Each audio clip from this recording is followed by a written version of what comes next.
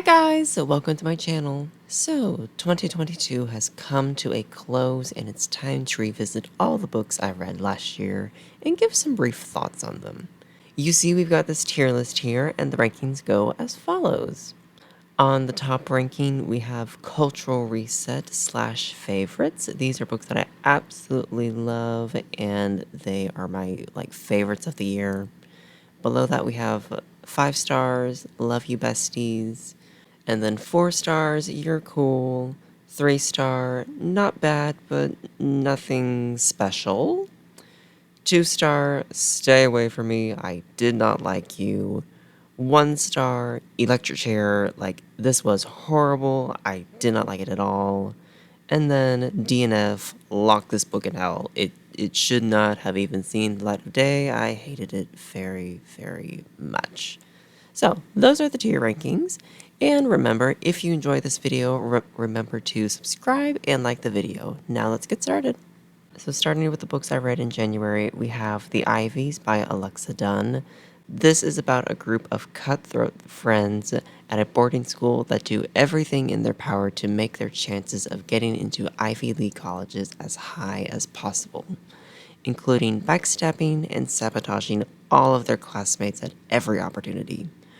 One of the girls ends up dead, and so the protagonist goes into detective mode trying to solve who killed her friend and whether the murderer is going to come after all of the Ivies next. I gave this one 5 out of 5 stars. Now, I've watched the author on her YouTube channel for years, but I hadn't read any of her books until now. I really liked The Ivies, and it was a great way to kick off 2022 for me. It was just a good, interesting, and quick read, and now I really want to read more books set at either boarding schools or colleges because I liked the setting a lot. I want to read Alexa's other books now also, especially her new thriller that came out a few months ago.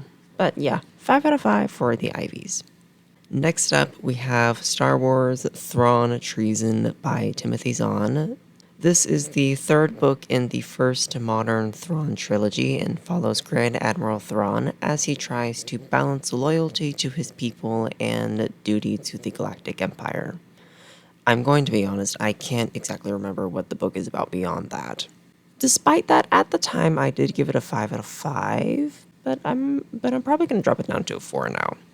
See, I can't remember the plot much, but I can remember the vibe of this book, and the vibe was good. I do remember finding it more interesting than the second one. I did not like the second book in this trilogy. I do remember the final scene, though. And yeah, low-key, Ezra did Thrawn a favor jetting them both into unknown space in the Rebels finale. Because that final scene, ooh, he's lucky that he got jetted off into space. Moving right along to One of Us is Next by Karen M. McManus. This is the second book in the One of Us is Lying series and follows a new cast of characters. I'm going to say it.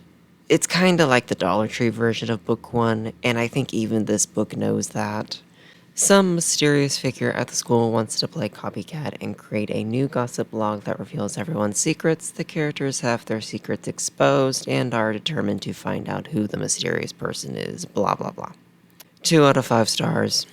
This is the first Karen McManus book that I just truly didn't like.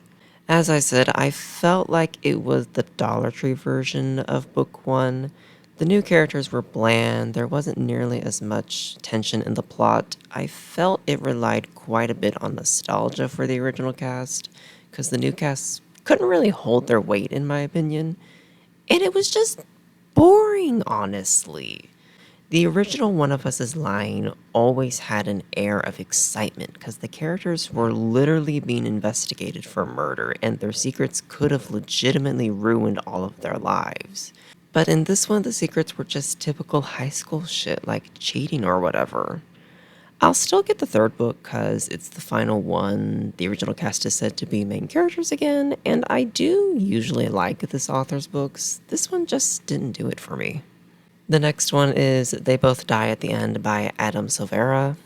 In a world where the government knows the exact day when you'll die and calls to let you know about it, we get this story. Two boys, two strangers meet on an app designed for people who are about to die, or deckers as they're called in this world. Though they only have one day together, perhaps that's just enough time to go from friends to something more. 5 out of 5 stars. Yeah, I loved it. For once, TikTok had taste. And yes, it made me cry. Sue me and call me basic, I don't care. Both boys are enjoyable characters. I liked their dynamic and relationship, and I was hoping they'd find a way to defy the odds and live, even though the title literally tells you they don't. A common criticism of the book is that the mythos of how the government knows what day you'll die on is never explained. And while that's true, I feel like those people are focusing on the wrong thing. The book isn't about the government and its secrets and of all knowing ways. It's about two boys that spend their final day together and fall in love in that time. I'm usually not a fan of insta love, but I honestly didn't mind it here. Maybe it's just because it's queer. I don't know. If you're not into the insta love trope, though, you probably won't like this one. But I did, so 5 out of 5 stars for me. Alrighty, we are moving on to the books I read in February, starting with Once Upon a Broken Heart by Stephanie Garber. Once Upon a Broken Heart is the first book in a new trilogy set in the same universe as the author's hit series Caraval. It follows our main character as she is sent up north to a new country to help keep alliances between kingdoms, but ends up forging a new life for herself filled with magic, royalty, deception, and the possibility of toxic love. 5 out of 5 stars. It's a fluff book and I liked it. And yes, I will be reading the next two. I actually got the second one for Christmas and I plan to read that for February. I feel like the author has learned her strengths and leaned into them with this book, which is creating very pretty and interesting worlds with lovely flowery writing and fun main characters. If you're someone who really needs a strong plot to enjoy books, I wouldn't recommend this as I think Caraval had a much stronger overall plot than this. However, if you're like me and sometimes all it takes to enjoy a story is good vibes and a fun adventure, then you might like this. And no, you don't have to read the Caraval trilogy to understand what's going on. At most, you'll pick up on the Easter eggs. Moving right along to Unravel the Dusk by Elizabeth Lim. This is the final book in the Blood of Stars duology. The main character has sewn the mythical gowns of the laughter of the sun, the tears of the moon, and the blood of stars, and is about to begin her life as the imperial tailor as soon as the emperor and empress-to-be are wed. Until everything goes to shit, and now she's a criminal of the state on the run while battling literal internal demons. Fun! 5 out of 5 stars. I'm gonna be honest, I liked this one more than the first book. I could really feel the isolation the main character was experiencing, even when she had others on her journey, as the demons were slowly corrupting her and withering away her physical form. I liked that we finally got to see the magic that the mythical gowns possessed in this book and how they were bonded to her soul, so that whenever she had to use them to save her friends or lover, a piece of her would literally die. That was that was an interesting way to add tension to the plot and add in internal ticking time clock to Doom, you know? There's just so many things I could mention specifically that I loved about this book, but I'll just summarize the rest by saying I loved the main character, the magic was awesome, the lore was interesting, and the final battle was epic. Now we move into March with Tokyo Ever After by Umiko Jin. This book is about a girl that discovers her long-lost dad is the crown prince of Japan and has her life turned upside down overnight. Now she navigates everything in the royal court, including backstabbing relatives, the media, and potential love. Yes, it's poor girl wish fulfillment. And it gets 5 out of 5 stars from me. Once again, I'm giving a lot of things 5 out of 5 stars, but I promise I have ones on this list that I don't like. I loved it. It's a cute fluff book, and sometimes that's all you need. I liked the main girl and her attempts to adjust to imperial life and all the mistakes she makes along the way. It was just cute and fun, and yes, I also read the sequel, which we will get into later. Moving right along, we have Reverie by Ryan LaSala. I don't exactly know how to describe this book, to be honest. It's about a boy with amnesia rediscovering that him and his friends, is what the book tries to call them, they all have magic powers. And in this world, people's hopes, dreams, desires, fantasies, whatever can manifest into like actual alternate worlds. And this group is in charge of containing and fixing the dream worlds before they get too out of hand. And there's this villain that wants to collect as many like dream worlds as possible so she can enter her Scarlet Witch era and destroy reality to remake it in her own vision, and the group has to stop her. Like, that's the gist of this book, and it gets 3 out of 5 stars for me. Now, the cover is gorgeous, and a big reason why I wanted this one. But really, it was just a letdown. Sorry, not even it being queer could save this one for me. I didn't like the main character's friends and felt like he should have dumped them in the end because they were just kind of nasty, in my opinion. And I felt like everyone was slightly underdeveloped, and the pacing was just weird, to say the least. Like, personally, I feel like 80% of this book was just exposition, and right when it felt like we were finally transitioning to the rising action, I closed the book for a moment and realized I'm almost finished with it, and we're going into the final battle. Like, whoa, okay then, like, wow. The main villain being a drag queen witch, though, was iconic, and I loved Dr. Posey, honestly. But everything else just fell really flat for me. Yeah, it just wasn't it. The cover's still gorgeous, though. Now moving into April, starting with Cinderella is Dead by Kaylin Bayron. Someone on Goodreads said this book was Black Cinderella falls in love with Merida from Brave, and together they take down the patriarchy.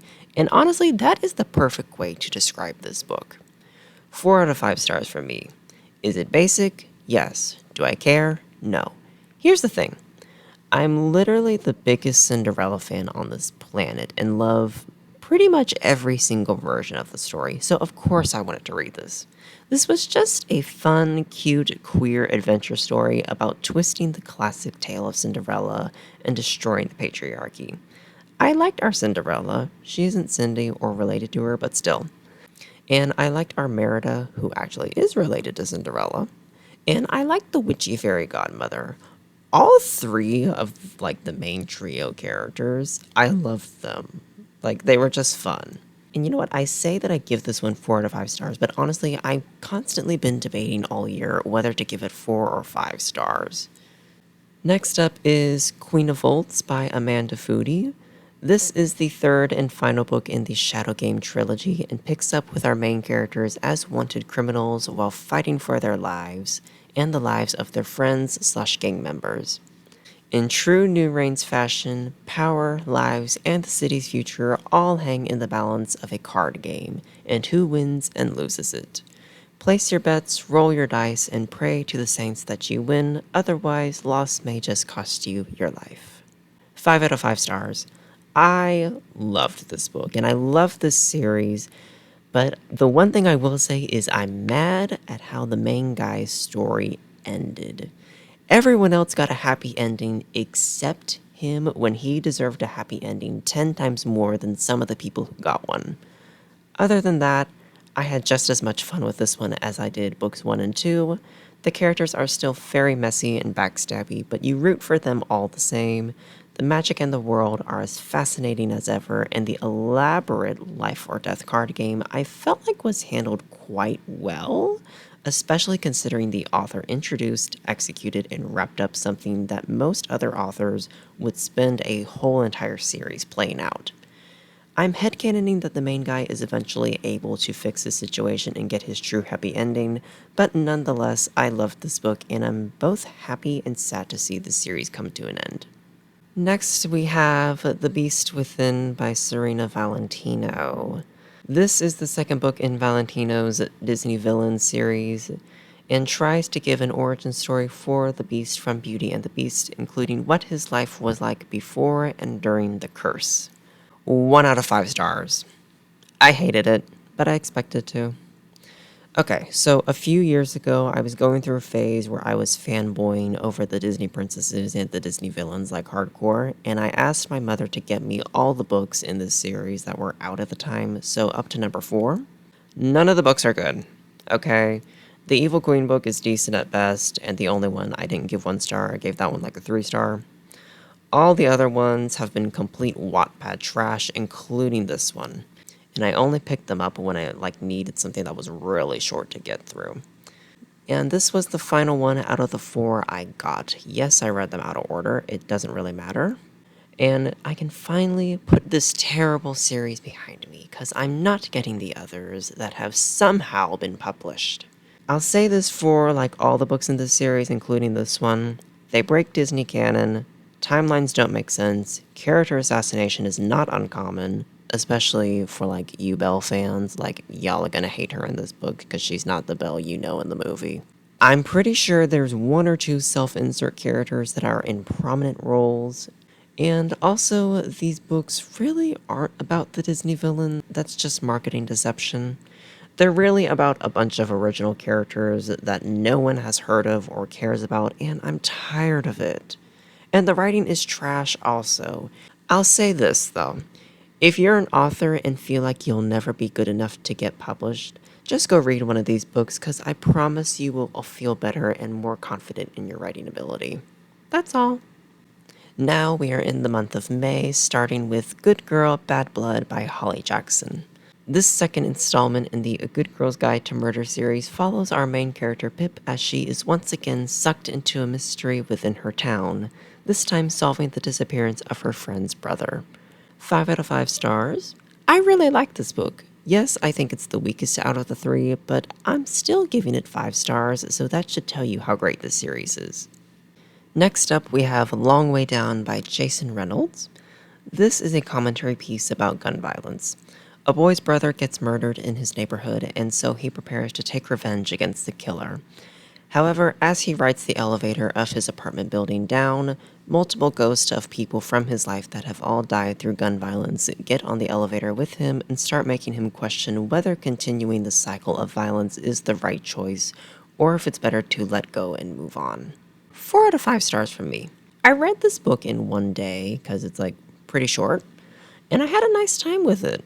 I liked the pacing, the characters, the message, and the unique poetry-esque formatting was interesting. I don't really have much else to say because it's very, very short, but yeah, I liked it. Moving right along, we have Everything That Burns by Gita Trelease. The second book in the Enchante duology follows our main character as she recently came into money and can finally start pursuing her dreams of becoming a newspaper printer without struggling in poverty. However, not everything is as safe as it seems as a wave of anti-magician hate is sweeping through France in the wake of the French Revolution, putting the main character and all of her magic-wielding friends in great danger. 3 out of 5 stars. It was fine. Yeah, it was fine. I don't think you need to read this one if you read the first book, and I felt like Everything That Burns was missing some of the life that the first book had. And apparently, other people on Goodreads felt the same way. It wasn't bad. The plot was decent, the characters were decent, the lore expansion was decent, the ending was decent. Everything was just fine. Just nothing really stood out or was particularly memorable or interesting like in the first book. Yeah. Moving right along, we have the first and only DNF of the year. It Should Have Been You by Lynn Slaughter. This is about a girl who, a year before, her sister was murdered and everyone thinks she did it even though she didn't. Now a year later, she starts getting threatening messages and goes on the hunt to find out who really killed her sister and also find out who is threatening her before she gets killed next. 0 out of 5 stars, I DNF'd it, like I said. I don't DNF books often simply because I don't have the funds to get new books all the time, so I only DNF if I really hate a book. That's the case with this one. I made it 5 chapters in and just couldn't take it anymore. The characters felt very flat, the protagonist felt like a 45-year-old Karen trapped in a 17-year-old's body. None of the spooky things happening felt threatening and instead felt like they were just thrown in for the sake of being spooky. Like, ooh, wow, an intimidating drive-by car. Like, ooh, I've seen that in movies before. Yeah, like, yeah, that's really spooky. I'll throw that in. Like, kind of like that. The dialogue sucked. The background and reasons for things going on as they didn't make any sense. I just hated everything about this book. I really did. I just hated everything about this book, and it needs to go to hell. Yeah, it needs to be. It needs to go to the electric chair. It needs to be locked away somewhere. Yeah, no, bye. Moving right along to June, we have The Wednesday Wars by Gary D. Schmidt.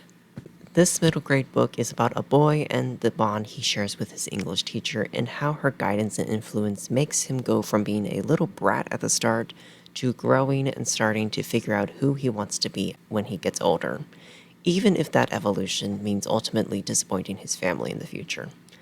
5 out of 5 stars. Okay, so, little story. Years ago, I had to do a book report project for school, and I couldn't decide if I wanted to read this book or The Outsiders, so my mom got me both and the spinoff to this one. I ended up reading The Outsiders and liked it for that project, so I never read The Wednesday Wars until this year. I enjoyed this book, honestly, and am glad I read it now instead of back when I was like 13 or so, because I feel like I wouldn't have appreciated or understood what this book was trying to do back then. Okay, so first of all, fuck the dad, he's going to hell. The boy started out annoying but became likable by the end, which is the whole point of his journey. Loved the English teacher, she's an icon, and loved the hippie sister and would 100% join her at a protest. So, yeah. Next up, we have Tokyo Dreaming by Umiko Jin. I told you we would be revisiting this series with the second book. Similar to the first one, we follow our main character as she continues learning and navigating life as a new princess, but this time her parents want to get married but have to have their relationship approved by the government, so the main girl wants to do everything in her power to become a perfect princess to help improve the chances of the marriage getting improved. There's also quite a bit of relationship drama and a love triangle with some fake dating. Once again, 5 out of 5 stars. It's just as fun as the first one. I liked it. I don't really know what to say because the vibes between the first book and the second book are just so similar that all I can say is if you like the first book, you'll like this one, and if you hate the first book, you'll hate this one. Honestly, for me, the author could write like 30 books in this series and I would read them all. Like, it's just a fun series. Up next, we have In 5 Years by Rebecca Searle, I think is how you pronounce her name. I don't know, I'm sorry. This is about a lady who time travels to the future for one night and gets a glimpse at what's in store for her, and her life is completely different to what it is now. Then you follow her along through the next 5 years as her life slowly morphs into that reality, and she learns lessons along the way. 4 out of 5 stars. It's not a literary masterpiece by any means, but I had fun, and I especially loved the narrator's performance because I read this on audiobook. It's quite basic, and I could see some people even calling it boring because you're really just watching this lady go through her normal life. But honestly, I didn't mind it and really liked the ride and the ending. Yeah. Alrighty, now moving into July. We have Okay for Now by Gary D. Schmidt. This is the spin-off to The Wednesday Wars. It follows another boy who moves to a new town and deals with the struggles of an abusive father trying to fit in at a new school and his older brother returning from the Vietnam War extremely injured. And he ends up finding solace in taking up drawing as a hobby. 3 out of 5 stars. I gave this one 3 stars because while most of the book was a fine and enjoyable 4-star read, the first chapter was very hard to get through and the final chapter just made me mad. This book needs a trigger warning in my opinion because the domestic violence from the father, especially in the first few chapters, was very uncomfortable and honestly gave me flashbacks to my own childhood to the point where I decided to skim and skip whenever the dad came on page, which I never skim or skip things in books. So yeah, that wasn't really fun. But I will say, past that, the rest of the book is pretty good, and I think it does have a nice story and a nice message. So, for that reason, I did meet in the middle and give it a 3 star. But yeah, I really do think it needs a trigger warning. Next up is An Ember in the Ashes by Sabater. I think that's how you pronounce her name. I'm sorry if I get it wrong. I don't know. I'm sorry. This is the first book in a series that follows an average but fierce girl, Leia, and a lethal assassin boy with a kind heart, Ellis, as they attempt to start a revolution against the evil empire and bring down the whole oppressive system. Book 1 follows Leia as she becomes a rebel spy and infiltrates the Empire's assassin school, Black Cliff Academy, in exchange for helping breaking her brother out of jail, and follows Ellis as he is selected to partake in a life or death competition that will determine who ascends to become Emperor or Empress of the Empire once the current leader dies. But he's trying to break out of the Empire completely and live a peaceful life away from murder and torture. It's classified as a young adult fantasy, but honestly, I think this series is more so new adult, since literally every single person except Leia is like 20 plus years old. 5 out of 5 stars, added to favorites, it's a cultural reset. Give me a movie or TV adaptation right now. Hold on. You're telling me that things like Red Queen, Lightlark, and After are getting adaptations before this cultural reset? Excuse me? The huge, interesting world, the great plot, the cool characters, the intriguing lore, the multiple ships, both official and unofficial, the character dynamics, this book has it all. I wasn't even halfway through, and I knew I had to get the other 3 books as soon as possible, and I rarely ask for a full series. I usually only ask for like the next one to make sure the series doesn't fall off in quality. Also, points for actually making me like the main male character more than the main female character for once. Like, that never happens for me, but it did here, so that in itself is impressive. But yes, I absolutely love this book. It's a new all time favorite for me. I need, like, adaptations right now. Okay? Good. Let's move on to August. You'll Be the Death of Me by Karen M. McManus. This is about a group of former friends reuniting and deciding to skip school together, but end up stumbling upon the murder of one of their classmates and decide to solve who killed him. 4 out of 5 stars. I like this one quite a bit, and I liked and respect that the author wanted to do something new for herself by having the story unfold all in one day.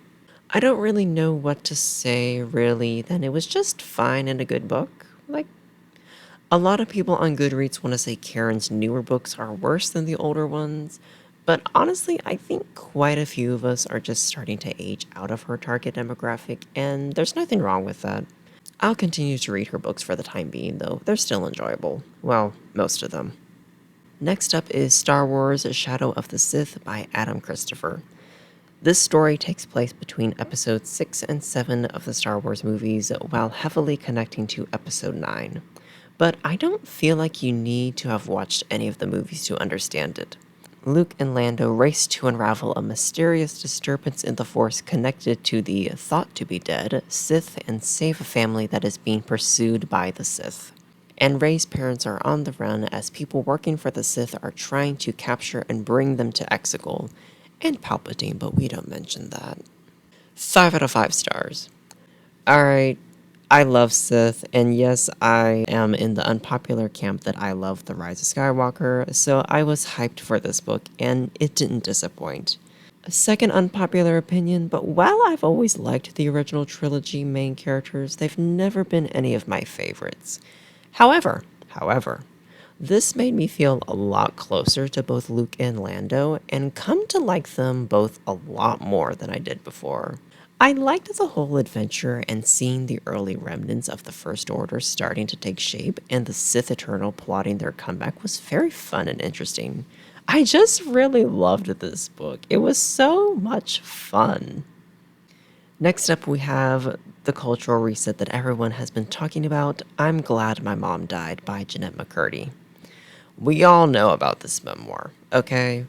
Former actress turned author Jeanette McCurdy writes about her life and all the fucked up experiences she went through as a child and young adult, dealing with an abusive mother, eating disorders, and the sketchy behind the scenes of Nickelodeon, and how it all shaped her into who she is today. 5 out of 5 stars, added to my favorites. A cultural reset. I've never read a memoir before, but this was extremely interesting and heart-wrenching at the same time. I loved the author's writing style, her admitting when she made mistakes, and her being so vulnerable in a way most celebrity memoirs would never dare to be, I think. I'm very excited for what she writes next. Next is Shadow and Bone by Lee Bardugo. This is the first in the Grisha trilogy. If you've watched the Netflix series, just cut out all the stuff with the crows and you know what this is about for the most part. The main girl, Alina, is discovered to be a special type of very powerful magician that was thought to only be myth and is instantly whisked away into a new life to train for her destiny as the chosen one. Okay, I admit it sounds boring when I say it like that, and yes, it's generic YA fantasy, but it's good, I promise, it really is good. 5 out of 5 stars, added to favorites.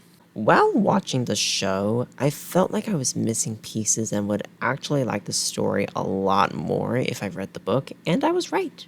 Yes, the book is standard 2010s YA fantasy, but I don't care. I like that shit, so I loved this book. The world is interesting, I want to learn more about the magic, and I liked Alina, and I loved her stylist friend Genya. I don't care if she's supposed to be evil, I would have done the exact same thing that she did, and she slayed every time she was on page. Okay? Yes, we stand Genya in this house. I don't care what she does. I haven't read the other 2 books, but I'm on her side for whatever she does. I'm excited for the new season of the show, but I'm really excited to read the next book, and I'm actually reading the second book right now. So, yeah. Moving along to the month of September, we have Between Burning Worlds by Jessica Brody and Joanne Rendell. This is the second book in the System Divine series, and this series is a sci-fi dystopia about our 3 main characters coming together to overthrow the oppressive government. We pick up with the characters dealing with the fallouts of the events of the last book. The main boy, Marcellus, is becoming an inside agent working for the rebellion to spy on his granddad, who is the Grand General and the main villain of the series. One girl, Chantine, is in prison on the moon and needs to figure out how to break out and get off the moon prison. And another girl, Owlette, has sailed across the world looking for answers about her birth parents after discovering the nuns she was living with are actually the rebels quietly gathering strength to overthrow the government and feeling betrayed by that massive secret.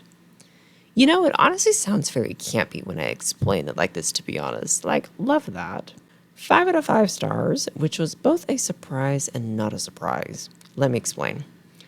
I'm gonna be honest, for the first half of this book, I was bored and getting ready to give this a 3 stars. However, the second half, especially the last quarter, said, "Not today, bitch," and he kicked this right up to a 5-star read for me. I was blown away. And let me say, I wasn't bored in the first half because the writing was boring or the events were boring.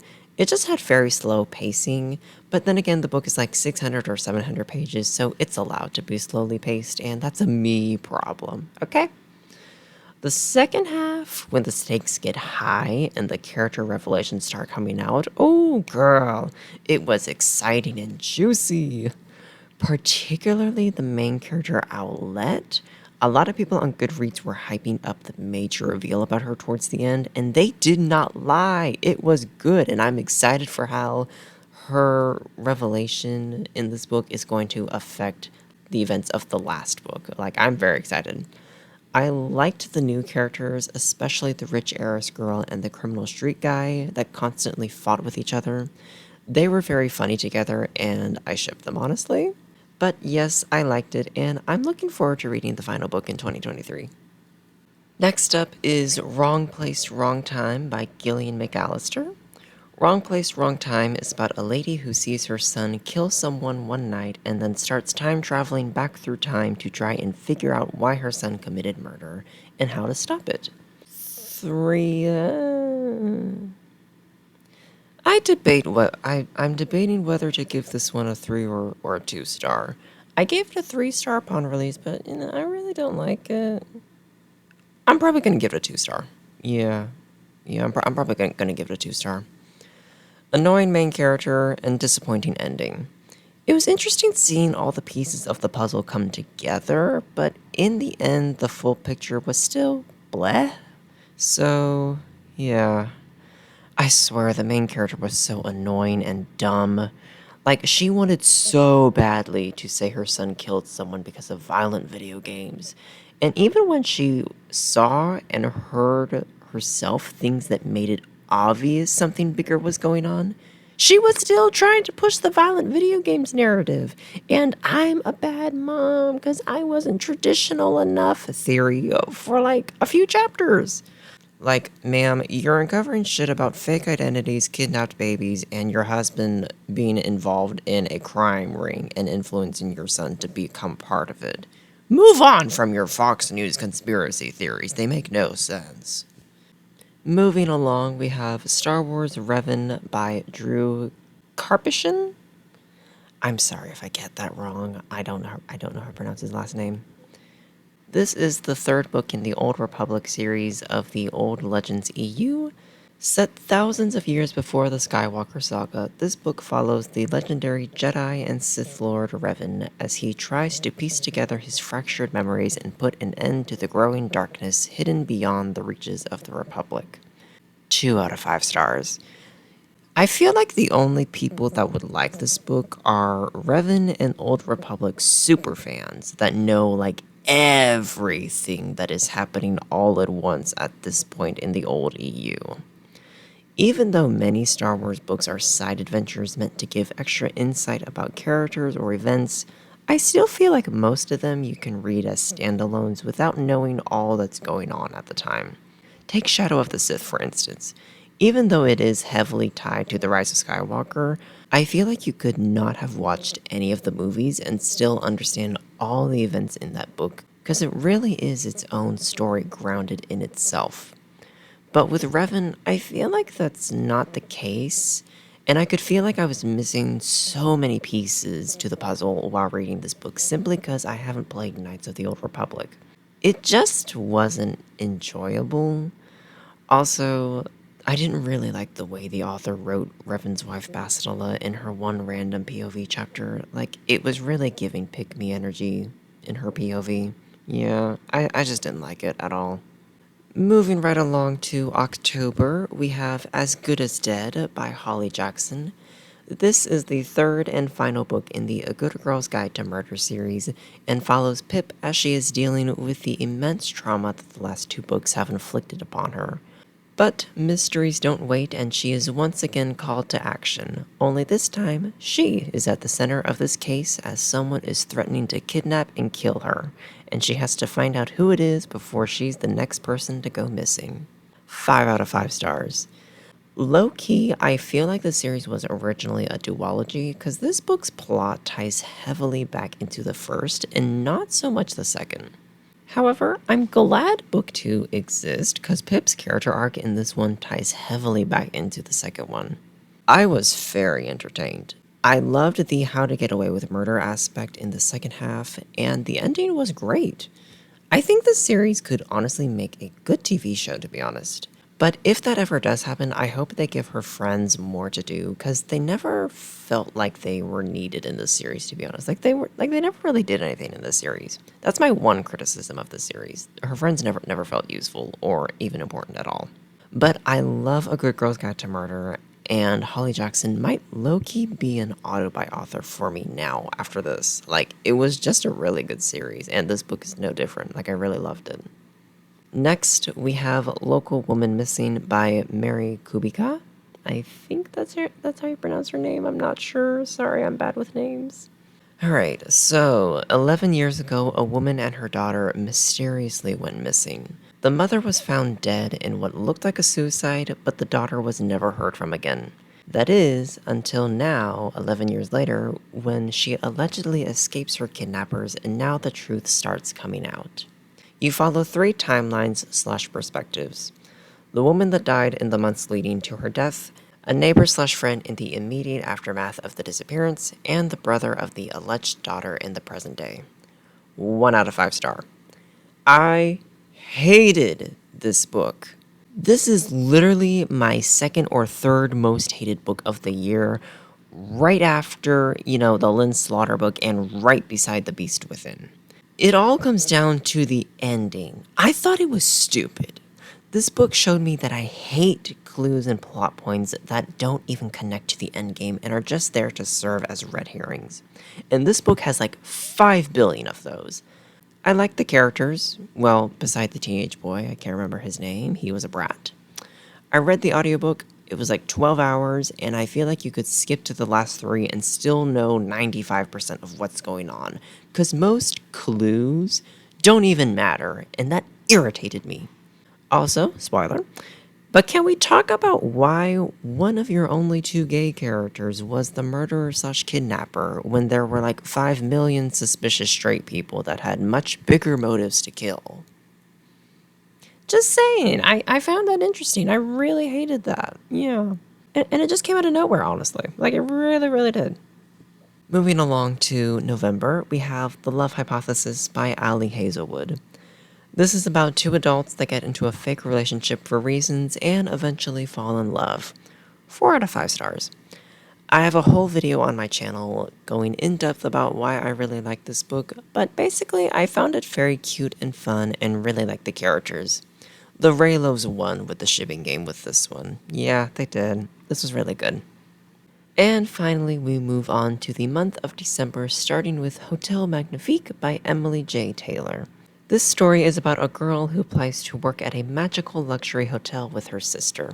As soon as the doors close and they are whisked away to the wondrous enchanted world inside the hotel, shit seems sketchy. People act weird, no one is allowed to remember parts of their life, there are secrets everywhere, and when things happen to her sister, the main girl is determined to find out what the hell is going on, stop it, and save her sister. 3 out of 5 stars. First of all, the cover is gorgeous. Like, my lord, it's stunning. It wasn't bad. I'll say that. It wasn't bad. But I was bored. I was very bored and had a difficult time picking it up at times, which is why it gets 3 stars.